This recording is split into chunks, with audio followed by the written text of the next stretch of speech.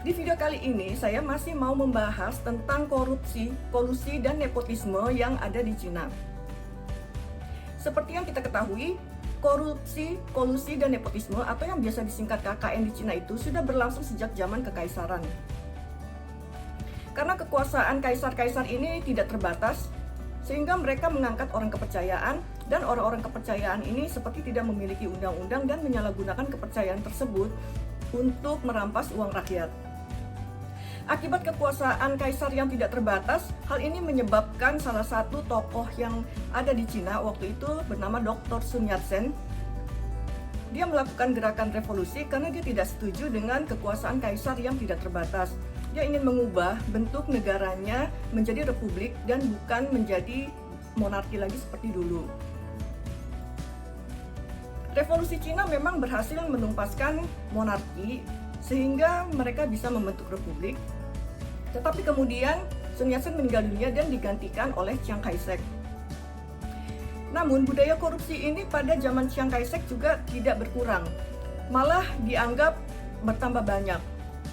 Korupsi pada zaman Chiang Kai-shek ini dianggap merupakan salah satu hal yang membuat Chiang Kai-shek terkalahkan dan akhirnya mundur ke Pulau Formosa dan ia mendirikan Republik Rakyat Taiwan di Pulau Formosa. Pada waktu zaman Chiang Kai-shek, untuk menumpas korupsi, ia sempat mendirikan kelompok penumpas harimau. Jadi yang dimaksud dengan harimau itu adalah para koruptor-koruptor tersebut dan mereka berusaha untuk menangkap koruptor-koruptor tersebut agar tidak lagi korupsi di Cina. Setelah Chiang Kai-shek lari ke Pulau Formosa, pemerintahan diganti oleh era Mao Zedong. Di era Mao Zedong ada gerakan 3 anti dan gerakan 5 anti. Gerakan-gerakan ini juga untuk memberantas korupsi. Gerakan 3 anti ini pertama kali untuk menumpas pencurian terhadap uang negara, kemudian yang kedua adalah pemborosan terhadap uang negara, dan ketiga birokratisme. Birokratisme dianggap merupakan salah satu bentuk korupsi secara tidak langsung karena hal tersebut membuang-buang energi dan waktu dan menjadi lebih tidak efisien saat menjalankan pemerintahan. Kemudian gerakan 5 anti yang dilakukan juga pada zaman Mao Zedong. Gerakan 5 anti ini adalah menumpas pencurian terhadap uang negara, kemudian tidak membayar pajak. Yang ketiga, anti suap menyuap. Yang keempat adalah gerakan anti menipu kontrak dengan pemerintah. Dan yang kelima, gerakan anti mencuri informasi negara. Kemudian, pada era Deng Xiaoping, korupsi juga masih terus berlangsung. Pada era Deng Xiaoping ini, ada suatu prinsip atau PMO, rich is glorious, yang artinya kaya itu adalah mulia.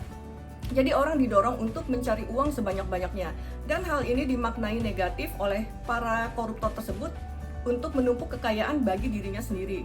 Entah kekayaannya dari mana, yang penting dia menjadi kaya. Memang pada waktu zaman Deng Xiaoping ini terjadi revolusi ekonomi besar-besaran di Cina dan perubahan infrastruktur sehingga mereka menjadi lebih maju dan makmur. Tapi pada saat itu koruptor juga tidak bisa dihentikan. Kemudian pasca Deng Xiaoping, ada seorang tokoh Perdana Menteri yang bernama Zhu Rongji. Terkenal dengan prinsipnya yaitu berikan dia 100 peti mati, 99 untuk mengubur koruptor, dan 1 peti mati untuk dirinya kalau dia korupsi. Aksi Zhu Rongji ini dianggap aksi yang paling militan selama periode kepemimpinan pemerintahan Republik di Cina. Program-program yang dilakukan oleh Zhu Rongji ini dianggap lebih memberikan kepastian hukum. Setelah itu, setiap tahunnya Cina menghasilkan sekitar 50 miliar dolar Amerika Serikat dan ada sekitar 106.000 orang koruptor yang dihukum mati akibat korupsi. Dan kemudian sejak tahun 2006, para pejabat pemerintahan harus melaporkan jumlah harta kekayaannya sebelum dia menjabat. Sampai di era modern ini, Cina masih menerapkan hukuman yang sangat keras bagi para koruptor. Dan hingga sekarang hasilnya memang koruptor jauh lebih berkurang di Cina dibandingkan zaman dulu, apalagi pada zaman kekaisaran.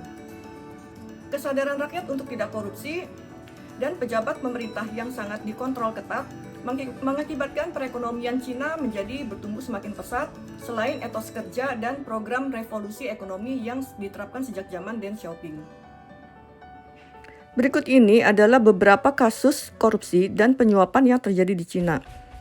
Beberapa di antaranya adalah di bidang bea cukai, perpajakan, hukum, transportasi, real estate, sumber daya alam, dan antara pengusaha dengan pemerintah. Demikianlah sekilas info mengenai pemberantasan korupsi di Cina yang merupakan salah satu andil turut mempengaruhi perekonomian di Cina. Semoga informasi ini bermanfaat. Silahkan like, share, dan subscribe, dan terima kasih sudah menonton. Sekadar informasi, saya pernah menulis buku tentang Cina yaitu Best of Beijing dan sekitarnya. Di buku ini ada beberapa kota yang ada di Cina seperti Beijing, Xi'an, Shanghai, Xiamen, dan Guilin. Bagi kalian yang mau ke Cina secara independen, mungkin bisa baca buku ini dulu dan kalian bisa mendapatkan versi digitalnya di www.gramedia.com.